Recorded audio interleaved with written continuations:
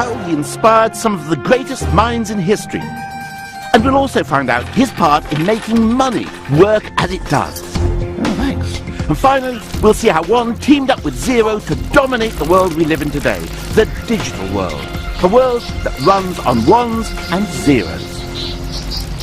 These words that I'm now speaking were first written down on my computer using a code of ones and zeros. Even my image coming into this digital TV has been sent through the ether as a series of ones and zeros.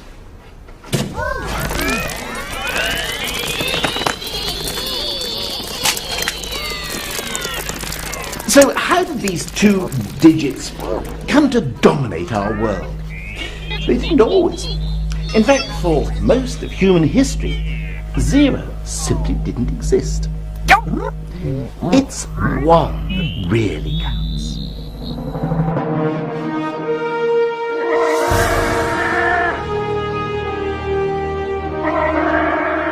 So where did one come from?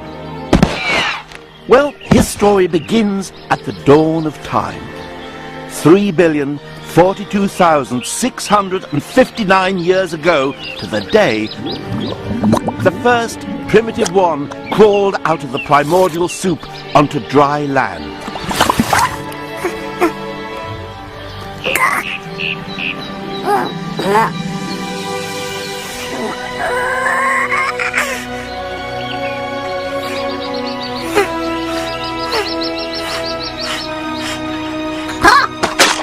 Nah, not really. Just joking. In fact, the origins of One are shrouded in mystery. It's a mystery that only our earliest ancestors can answer.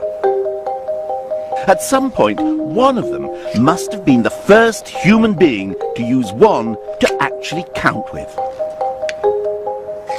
But when? Ever since man could make marks on bones, he's been, well, making marks on bones. But what about the fellow who scratched marks like this 150,000 years ago? Is it possible that he could have been counting? Could these scratches represent a series of ones? Well, the experts tell us that, giving due weight to the scientific and archaeological evidence, they haven't a clue. What they're now pretty sure about is that One is a lot younger than us. It's not until quite recently, a mere 20,000 years ago, that we get the first really solid evidence that One existed and that someone was using it for counting. Of course, he didn't look like this when he was born. Back then, One was just a scratch on a bone. This bone. It's known as the Ishango bone. It was found quite recently in the Congo. And look, you can see these scratches. We know that each represents a one. How can we be so certain? Well, someone must have been counting, because there's 60 scratches along this edge of the bone and another 60 along this edge. And on the back, they're in equally numbered groups. And you can't do that without counting. The Ishango bone may mark a defining moment for mankind. Zoologists tell us that other mammals are able to count up to 3 or even 4, but not beyond.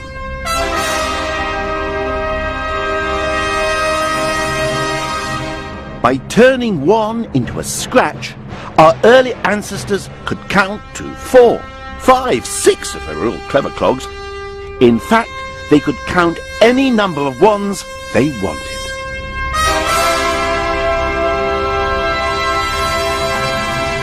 And that is what gave us the edge over the lions and the tigers. From now on, counting knew no limits, and One was growing up into a big boy.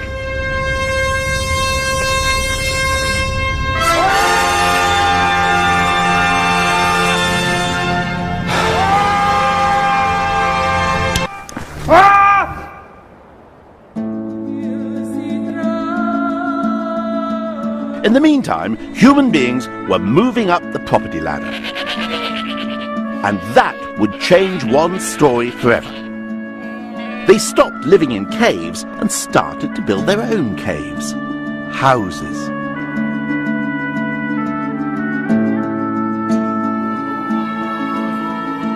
The next great event in one's life was to happen in the ancient civilization of Sumer. Here in the Middle East in about 4th... there you are. Around this time, the people of Sumer decided to give one his independence. They stopped scratching on a bone and set him free by representing him as a token. This transformation changed not only one's life, but the course of history. The invention of tokens allowed the Sumerians to do something that nobody had done before. If you add notches to a stick or a bone, you can do just that, add. But with tokens, you can take away. So, say you've got 6 chickens, and you eat 5 of them. Well, look what you've got. Indigestion. No. You've invented arithmetic. It was the biggest breakthrough in one's life so far. But why did it happen here? To find out, we have to go somewhere where it didn't.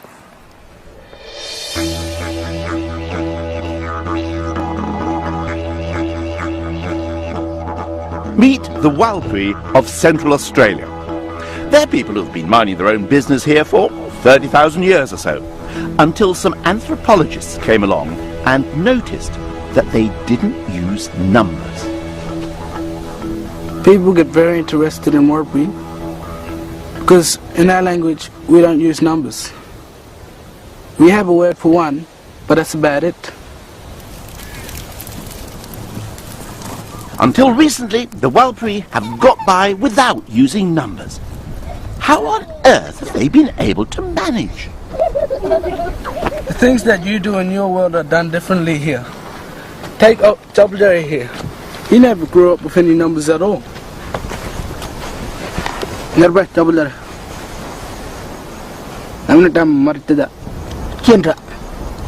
Calamity dam Kudo. Pun. Bijan. Japaljerry names his grandchildren. What he doesn't say is 4. It's just not in his vocab. Pun. Older generation Warlpiri don't talk in terms of exact times of day, just the position of the sun. They don't even deal in distances because their land is mapped out not with numbers but with songs, which contain all the information they need. These timeless songs, deeply rooted in their culture, are a source of huge national pride. I should be so lucky, lucky, lucky, lucky in love. I should be so lucky in love. Oh yeah, I should be so lucky, lucky, lucky. The fact is, in traditional Warlpiri life, they didn't really need a number system, let alone arithmetic. So why, on the other side of the world, 6,000 years ago, did the people of Sumer feel the need to turn one into a token and invent maths?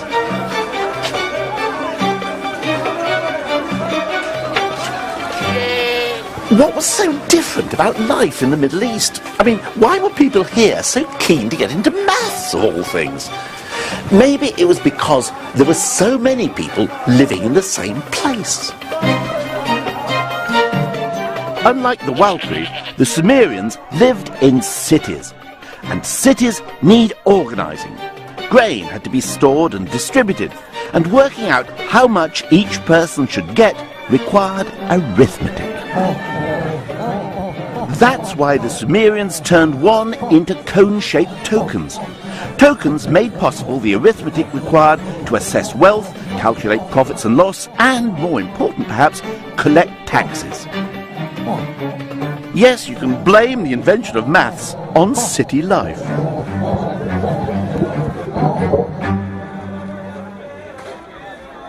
The ability to do arithmetic wasn't the only thing the Sumerians needed for their civic programs. They also needed to be able to keep a permanent record of their calculations. But hold on, the written word hasn't been invented yet. Numbers, it seems, were the world's first writing. It happened like this. Specific numbers of cones would be put into clay envelopes for safekeeping and then sealed up. But once you'd sealed the envelope, how could you remember how many cones it contained? Bit of a problem, that. But wait a minute. They took another cone and made the same number of impressions on the outside of the envelope as there were cones inside. Then some bright spark realized you didn't need the envelopes in the first place. In fact, you didn't even need the cones. You could just make the marks straight onto a clay tablet, and hey presto, you had a record of the number. The notion of writing had been born. Sumerian mathematicians were now able to keep permanent records of their calculations, and these could become more complex than ever before. Only a select few were initiated into the mysteries of numbers, and they were trained from childhood. They became a powerful and highly paid elite that we still pay homage to today. That's right, the Sumerians' great gift to the world, the Chartered Accountant.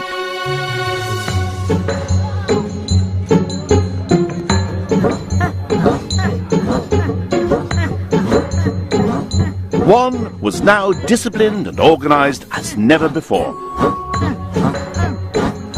He became a powerful tool, one that could be used to build empires, which is precisely what happened to One in his next incarnation.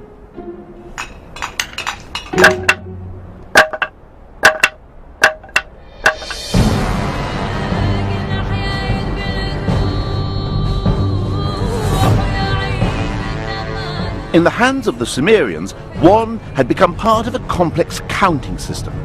The Egyptians were going to stretch his talents even further.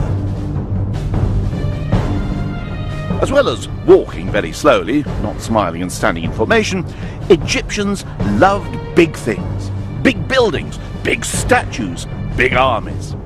They also came up with some really big numbers.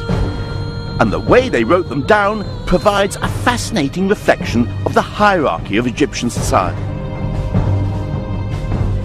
First come the numbers of drudgery and everyday toil. One was a plain, unadorned line.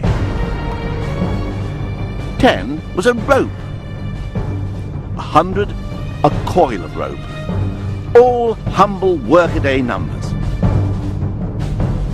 But then come the numbers for aristocrats, numbers to impress. 1,000 is a lotus, symbol of pleasure. 10,000, a commanding finger. And then the number for pharaohs, a number the Sumerians never even dreamt of. 1,000,000. The sort of number only a pharaoh would need to count his prisoners.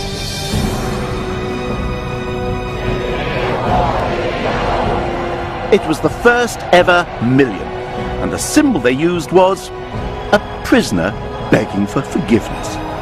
Or was it the accountant begging to be let off counting any more prisoners? In any case, One had never been busier. But One had another job the Egyptians wanted it to do, perhaps the most important job of all. They needed him to help out on the building site. The ancient Egyptians were enthusiastic builders with a keen eye for beauty. But you can't create beautiful buildings without measuring things accurately. And you can't measure accurately unless you know what your unit is. That is, what you mean by one. In solving this problem, the Egyptians would do something nobody had done before. They defined their own version of one. They based it on the length of a man's arm from elbow to fingertips, plus the width of his palm.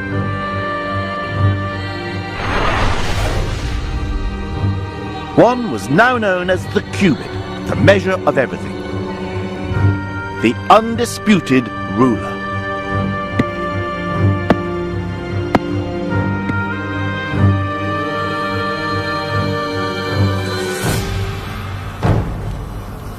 These official wands, the master cubit sticks, were so important they were jealously guarded in the temples. From them, copies were made and given out. So right across the empire, whatever the building project, everyone knew what they meant by one. And with this simple measuring stick, the Egyptians were able to complete their vast construction projects with astonishing accuracy.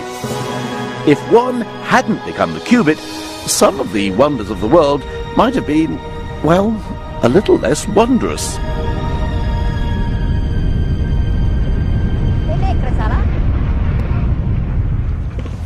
By transforming one from counting things to measuring things, the ancient Egyptians hadn't just opened up a whole new world of bespoke tailoring and fitted carpets.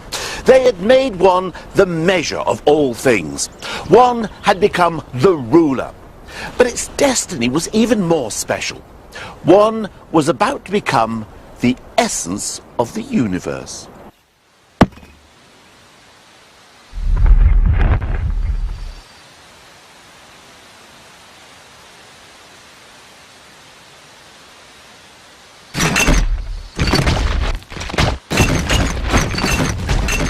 It all began about 2,500 years ago in ancient Greece, or modern Greece as it then was, because of a chap by the name of Pythagoras. Pythagoras. Did he have a theory or something? The square of the hypotenuse in a right-angled triangle is equal to the sum of... That's right, Pythagoras' theorem. Bit of a bore, I never quite understood it. Well, actually, I think that Pythagoras was a pretty interesting bloke.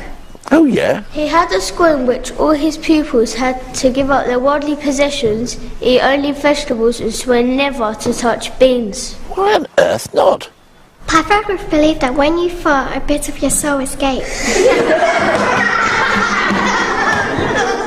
Amazing what you learn in schools nowadays, isn't it?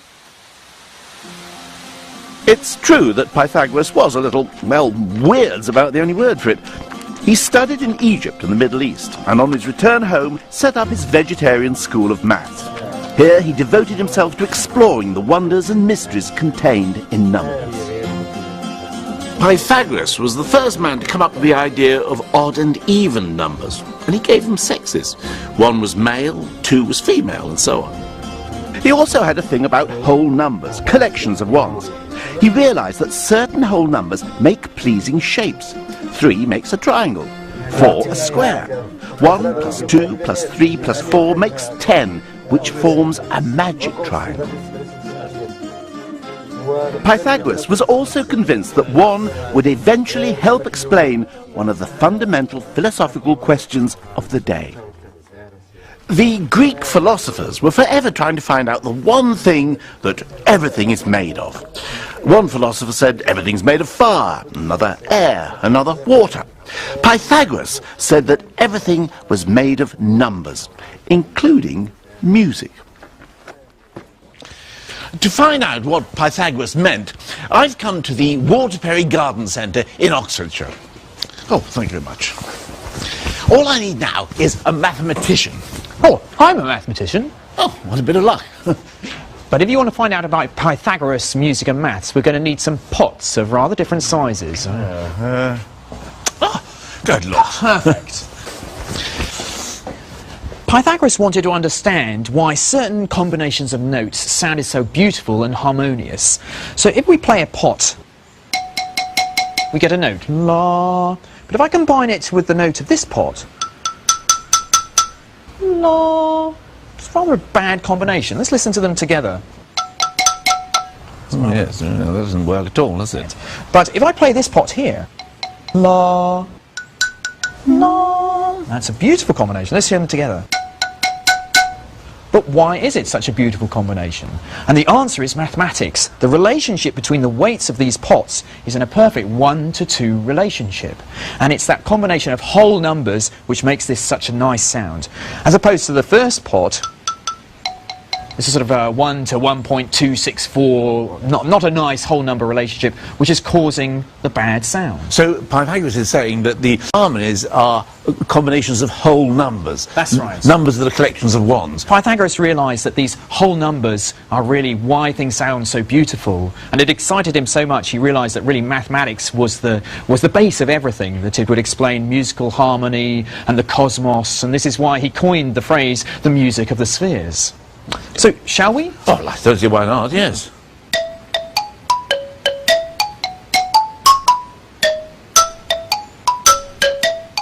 If the beauty of music relied on whole numbers, Pythagoras reckoned, so too must everything.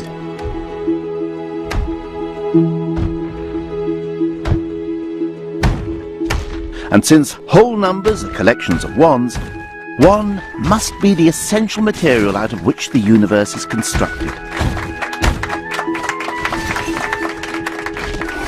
One had never been so admired. But ultimately, Pythagoras' whole belief system was doomed. And ironically, it was the triangle that made him famous, which was to prove his undoing.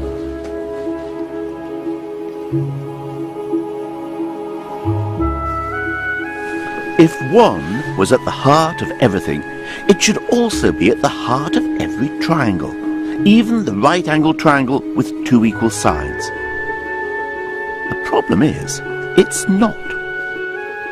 Pythagoras kept trying to make all three sides an exact number of units, but it just couldn't be done. When one of his disciples tried to point this out, the others drowned him. Pythagoras' whole belief system that the world was made up of units was a lie.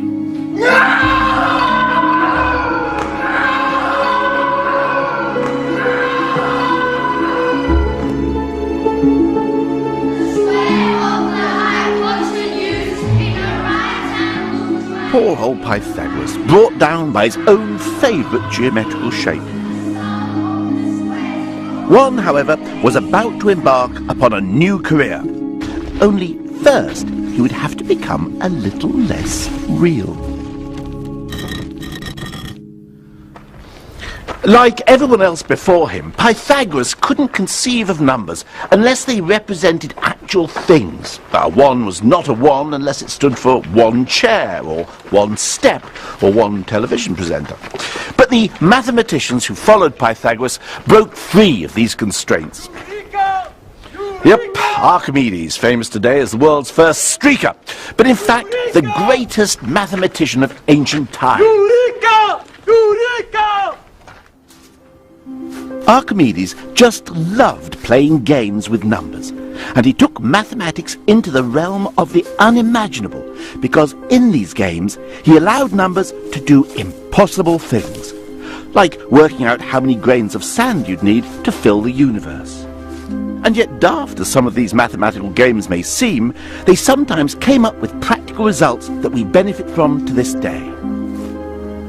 For example, he was obsessed with what would happen if you took a sphere and turned it into a cylinder. What would be the difference in area covered? Well, personally, I don't give a fig. But for Archimedes, it was the proudest moment of his life when he finally succeeded in working out the formula. And although it was a piece of pure mathematical bravado, it did actually prove to be amazingly useful in the end. Because thanks to Archimedes, later mapmakers could take the globe and turn it into a flat map. One was no longer the essence of the universe, but he was helping to create a golden age of theoretical mathematics.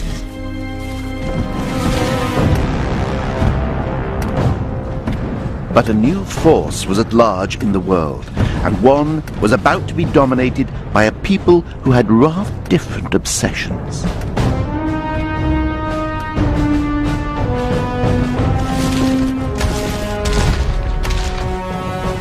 Archimedes lived in Syracuse, and when the Romans invaded in 212 BC, he was in the middle of a particularly gripping piece of calculation. In fact, he was so wrapped up in his work that all he could say was, "I beg you, do not disturb this." perhaps not a wise move.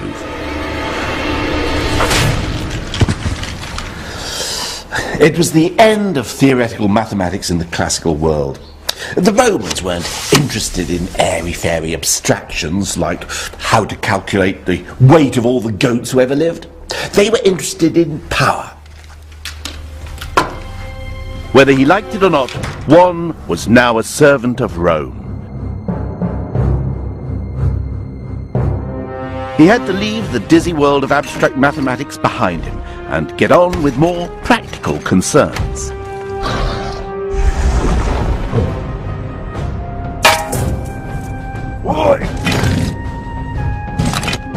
He became the backbone of the Roman world, as the Romans used him to impose a rigid numerical grid on their army. There were 10 men in a section, and 10 sections, 100 men, were called a century. 2 centuries were called a manipulus, which means literally a handful, which I imagine 200 Roman soldiers probably were. Even punishments were dealt out on numerical principles. If a legion suffered a humiliating defeat, the entire legion was decimated, from the Latin word for 10, decem. Regardless of individual guilt, 1 soldier in 10 was killed.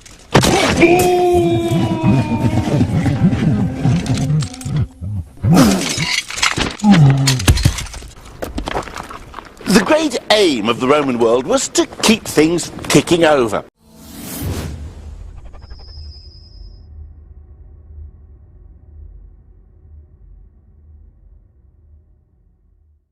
Theoretical mathematics just wasn't them. Mark you, I'm not surprised. I mean, the Roman numerals don't exactly make it easy, do they? I mean, look at them. They're just an elaboration of the old notches on a bone, the only sophistication being new symbols as the numbers get more unwieldy. V for 5, X for 10, C for 100, up to their symbol for 1,000,000. But it's still just a simple counting system, fine for writing inscriptions on tombs, but not much cop for the complications of theoretical maths. Well, you try writing 1,000,000,000 like that. In modern numerals, it takes me about 8 seconds. I tried it. In Roman numerals, it would take something like 16 minutes. It's no surprise, then, that Roman numerals weren't even used for calculating. The actual calculating had to be done on a counting board, an early version of an abacus.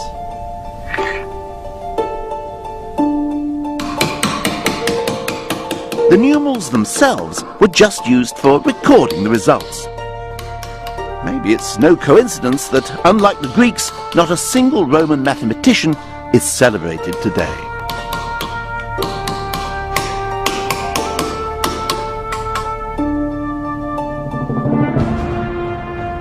As Roman power spread, so too did its numeral system. Over the next 500 years, all of Europe, from Spain to Turkey, came under Roman control. And even when their empire eventually crumbled, their numerals were left standing. But though the Roman system might have seemed indestructible, it wasn't. Its nemesis came from the east, to be precise, from India, in 500 AD, or thereabouts.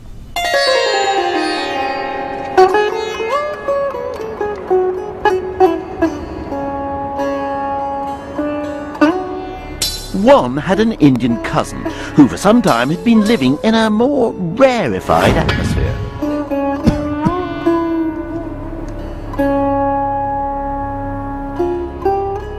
The Indians seemed to have been less concerned about military organization than about renouncing the world and finding enlightenment. But Nirvana isn't just down the road. To reach it is a very, very long journey, which takes a very, very long time. And to convey that fact, the Indians came up with some stupendously big numbers. Take a raju, for example. A raju is the distance covered by God in 6 months.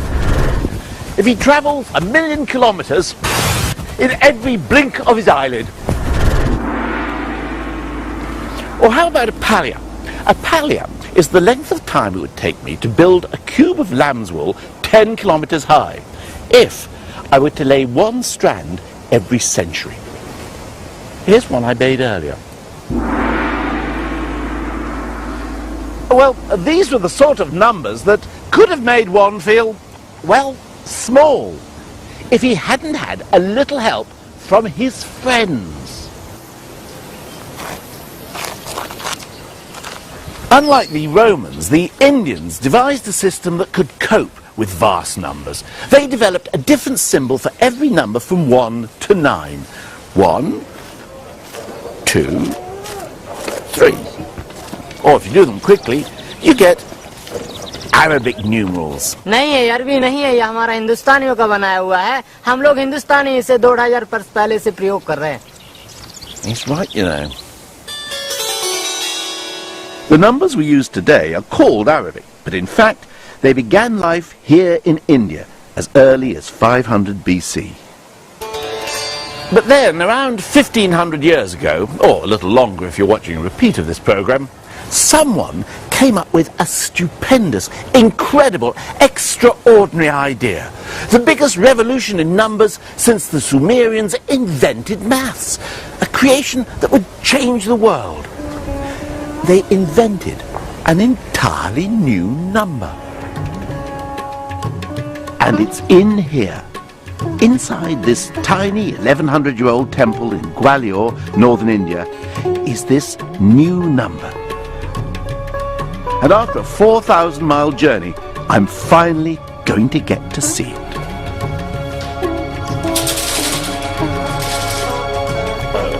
Nick, it's locked.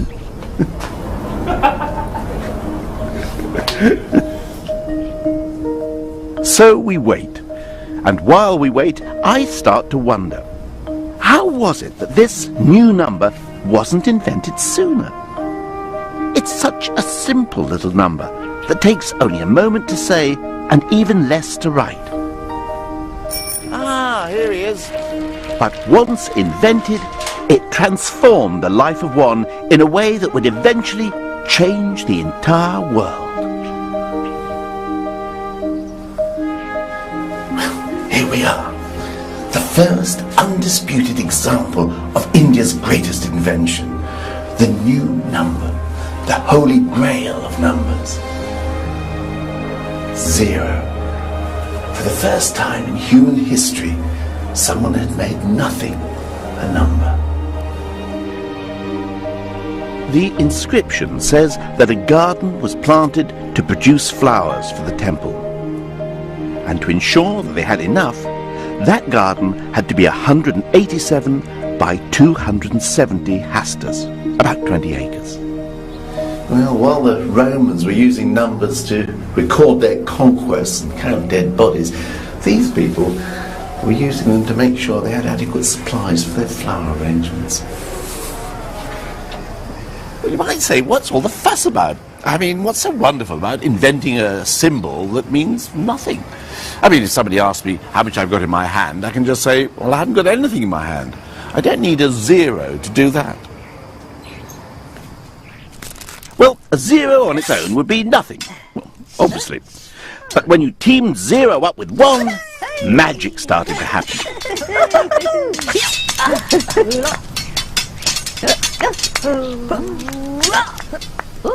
And when they were joined by the rest of the troop, the results were spectacular. With just 10 digits, the Indians could make numbers infinitely large, as well as infinitely small. Now, the Romans couldn't do that. One had found his perfect mate in 0, and it was a partnership that was going to change the world. Together with the rest of the team, they enabled Indian science to storm ahead. Indian astronomers, for example, were centuries ahead of the Christian worlds.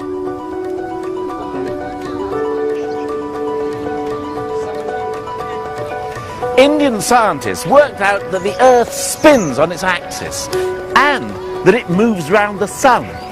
Something that over in Europe, Copernicus wouldn't figure out until 1,000 years later. Indian scientists also calculated the diameter of the globe, and they were less than 1% off what it actually is. All this was possible because of 1, 0, and the rest of the troupe of performing numbers. They were a sensation, and their fame soon began to spread across the globe. A conflict with the numbers of Rome was bound to happen sooner or later. But for now, 1 and 0 and their friends made their way across the deserts of Arabia to take on one of the most sophisticated societies of the age, in what is now Iraq.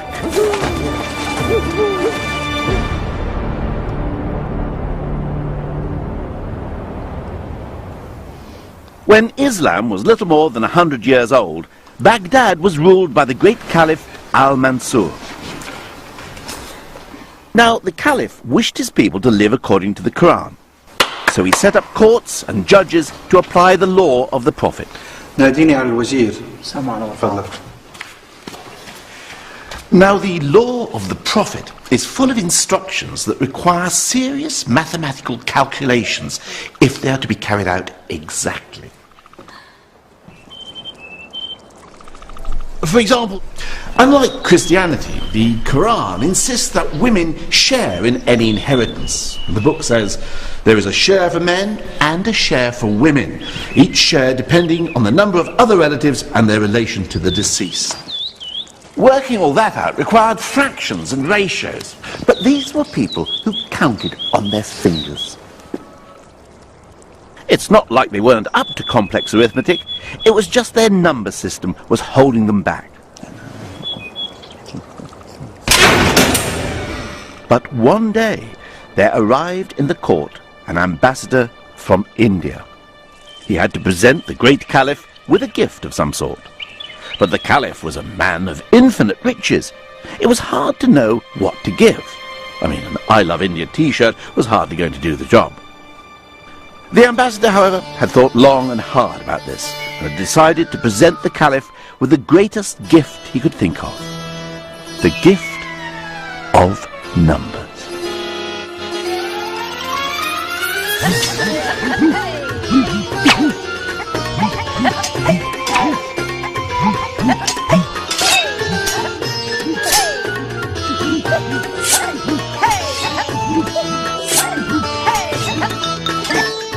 Actually, we don't know for certain exactly how Indian numerals came to be adopted in the Islamic world, but the ambassador story is my favourite.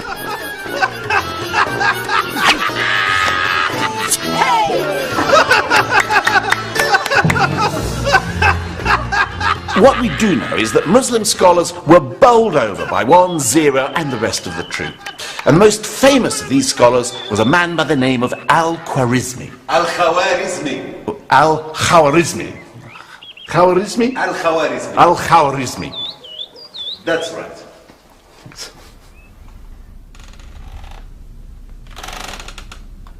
Al-Khwarizmi and his colleagues taught the performing numerals a whole host of brand new tricks. Quadratic equations, algebra, reversed, logarithmic, cubic cake, handstands. Well, okay, I made that last one up. But these new numerical feats enabled science, mathematics and astronomy to reach new heights in the Middle East, and the Indian troupe became a smash hit throughout the Islamic world. But on the other side of the Mediterranean, Christian Europe was still in the static grip of the old army of Roman numerals. And being Romans, they weren't going to give way to the feisty newcomers that easily. A showdown between the two systems was inevitable, and when it came, it would shape the destiny of the Western world.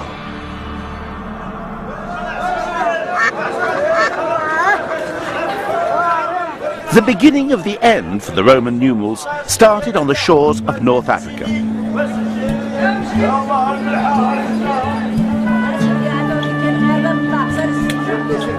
Muslim traders had been quick to adopt 1, 0 and Co. for their business dealings.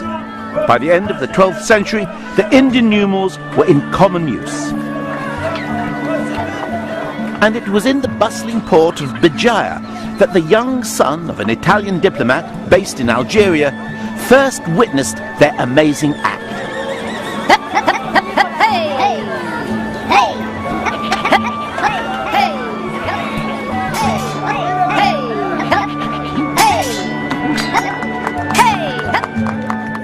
When I had been introduced to the art of the Indians' 9 symbols, knowledge of the art very soon pleased me more than anything else, and I came to understand it.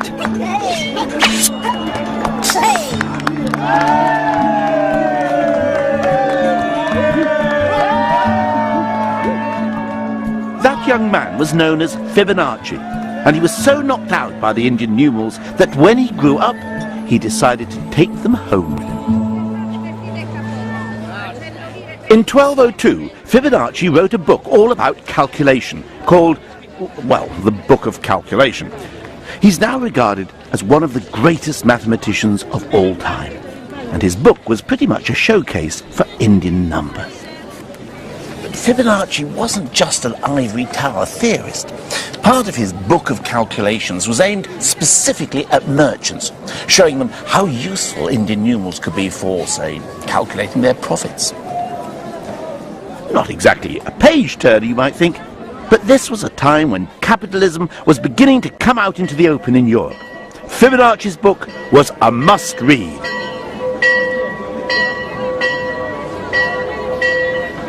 Unfortunately, ordinary people felt comfortable with the old numbers.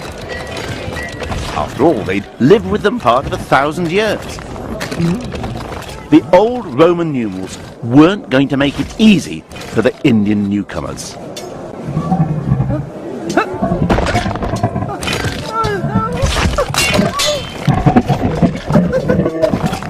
And it wasn't just a question of tradition. Your average punter had some pretty good reasons to prefer the old system. For example, many medieval Italian cities had their own currency. So every time I found myself at a new town or a new set with extras in costumes, as the case may be, I have to go to the money changer's bench, or banker, as it's called. A banker was a counting table, basically an abacus with counters instead of beads. The men who operated them, the bankers, had to swear an oath not to cheat their customers. Mind you, if the magistrates find he is cheating me, they'll come and break his bench, and his banker will be rupta, which is the word for broken, and he'll be declared bankerupta, which is where we get the word bankrupt from. Hi. Now, these things, how much can I get for those in whatever place this is? He's counting it now. It's reassuring to see he's using numerals I'm familiar with, which are Roman numerals, of course. And he's using this abacus, so at least I can see what he's doing. And I get that much. Oh, right, fine. Well, thanks a lot. Nice doing business with you. But what if I was to go over to one of the smart chaps using the newfangled Indian numerals? Hi. Now, how much will you give me for that?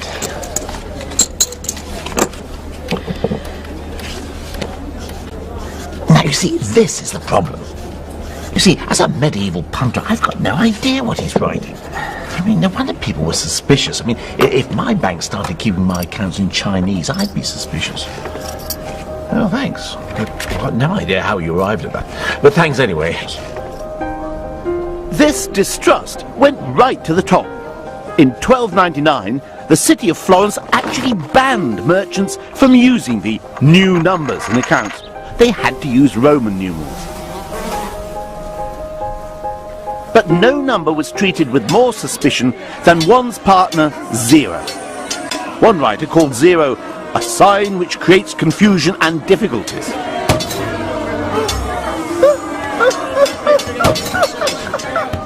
Zero was called cifra, and it was regarded with such suspicion that that word became our word for a secret code, a cipher.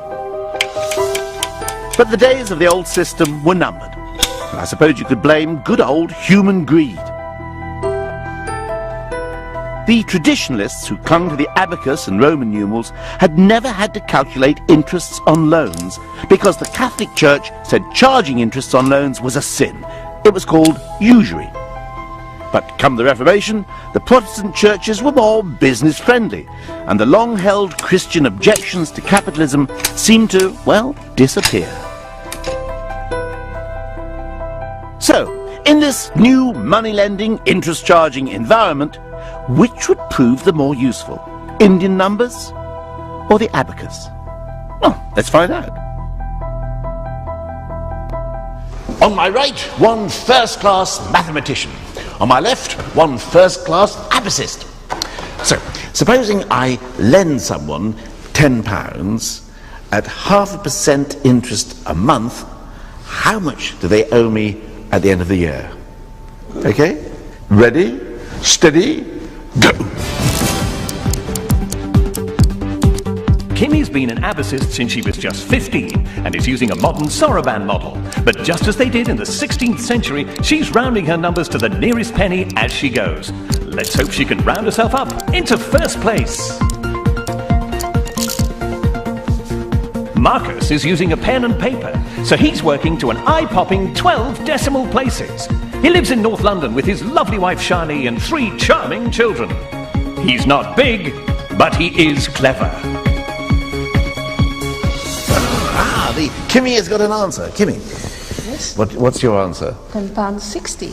£10.60. So compound interest after a year would be £10.60, and the abacus seems to have got there before the mathematician. Well, I don't want to put a damper on things, but I think that answer is actually wrong. I've got an answer of £10.61.6777664035 to be precise.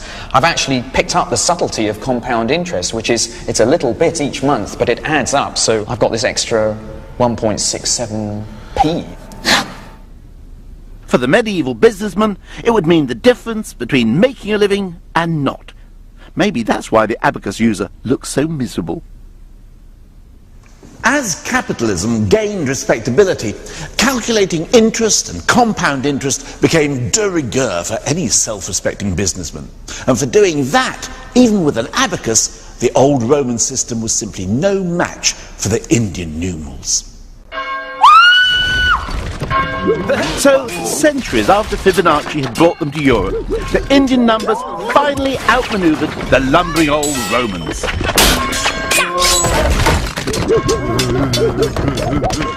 They were quick and versatile, and with 1 and 0 in the lead, just better at teamwork.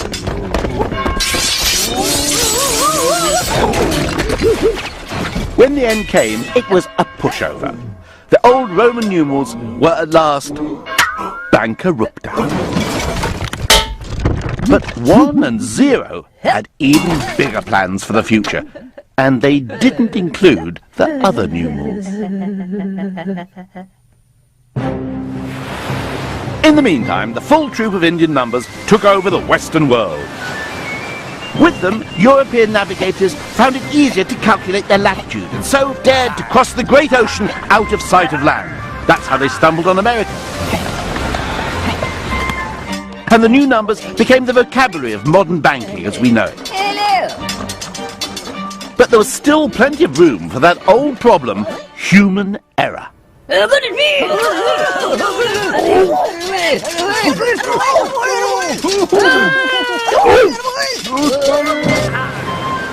Columbus thought he'd got to Japan, when in fact he'd got to the West Indies, half the world away. He'd made a mistake. Humans do, which was something one man was determined to stop. It all happened round about 16... Well, there you are, you've got it again.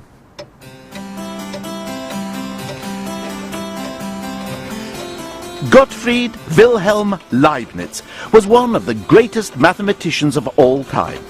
He set out to rid mankind of the curse of human error.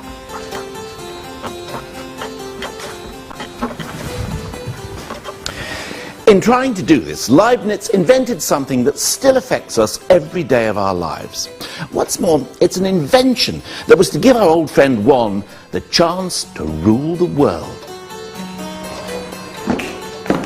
Leibniz was convinced that he could eradicate error by inventing a mechanical calculating machine. And in fact, he built one, using all the numerals from 0 to 9. But then he had a better idea, and it was one that was inspired by his philosophy. It is true that as the empty voids and dismal wilderness belong to 0,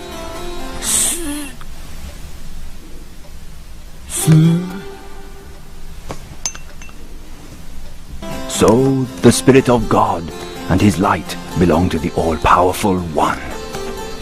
In other words, to paraphrase Leibniz very, very, very loosely, the universe is a bit like a Swiss cheese, which some of us have suspected for years. The holes are just as important as the cheese itself. So to construct the world, you need both something, good old number 1, and also lots of nothing, which is where 0 comes in. Leibniz was convinced that 1 and 0 were the only numbers that anyone really needed. With these two numbers, he claimed, he could achieve every mathematical dream, and, what's more, eliminate human error. So he got rid of the other numbers and developed a system using just 1s and 0s. It's called the binary system. And yet, wait a minute, how could you possibly express all numbers just with a 1 and a 0? I think it's time I spoke to someone who knows what he's talking about. Marcus! I need to understand the binary system. Binary. Okay, let me give you a number in binary. Okay. Here is the number 9 written in binary. So this is just using 1s and 0s. 1s and 0s. Any number. It's just 0s and 1s. So that's 9 in binary. Well, it looks like 1001 to me. That's because you're obsessed with your 10 fingers and you like to keep track of things in tens. Well, this one keeps track of how many ones, the second column of how many tens there are, next how many hundreds, and one lot of 1000s. But in binary, things work rather differently. In binary, what the columns keep track of is how many 1s, how many 2s, how many 4s, and how many 8s there are. Here we have an egg. We're only allowed to represent these numbers using 0s and 1s. Yeah. Okay, so we're only allowed to either to put an egg in or not have an egg. An egg in is 1. An egg represents 1. So let me show you what 9 is in binary. One lot of 8, so I have an egg in the fourth column. It's a 1. Yeah, that's one lot of 8 in the fourth column. And 9 is 8 plus 1, so I need a 1 in the ones column. So in binary, the number 9 is one lot of 8, no 4s, no 2s, and 1 1. Amazing. But what about the other numbers? Well, after just 3 short hours of tuition, I began to see that it was possible, after all, to make every number using just 1s and not 1s. What's more, I became convinced that you don't need to do it with eggs.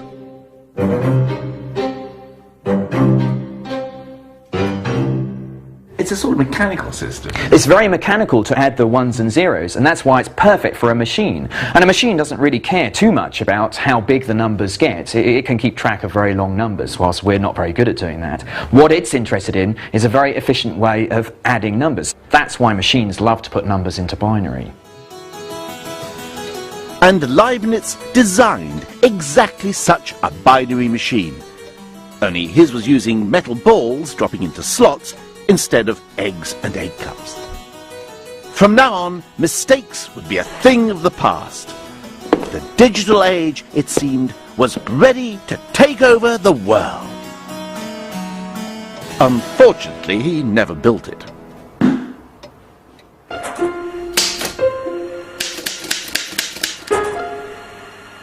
One and 0 would have to wait another 265 years before they could step into the limelight.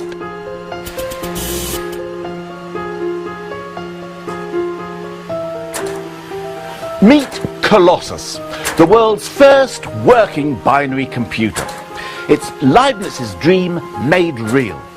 But instead of dropping metal balls into slots, Colossus is electronic.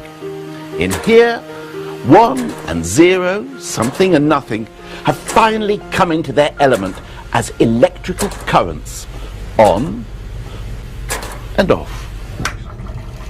Colossus was created during the Second World War and installed here in Britain's code-breaking centre at Bletchley Park.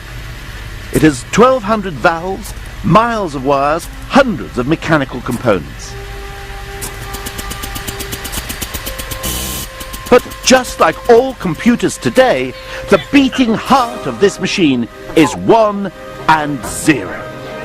In their electronic binary form, 1 and 0 performed millions of rapid calculations, enough to crack the enemy's codes before the Germans had even sharpened their pencils. Thanks to Colossus, the Allies knew what the German messages said even before Hitler did.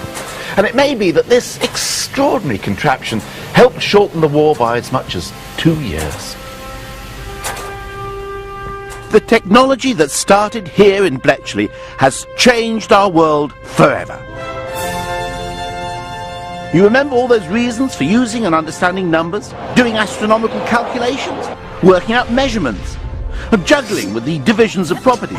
Computers can do it. Working out percentages, currency exchange rates, and compound interest. All that calculation that preoccupied and sometimes perplexed the great minds of antiquity. Just leave it to the computers, and we can all simply be happy ignoramuses, not even knowing whether the answer's right or wrong. And that's got to be a good thing, isn't it? Terry? Where are you going, Terry? I say, you're not leaving me, are you, Terry? Terry! Terry! In the computer age, our whole world runs on a stream of ones and not ones. From our bank statements and medical records to the barcode every time I buy a tin of cat food. And the rest of the numbers can be consigned to the dustbin of history. 1 and 0 are all we need. The old performing duo have come out on top.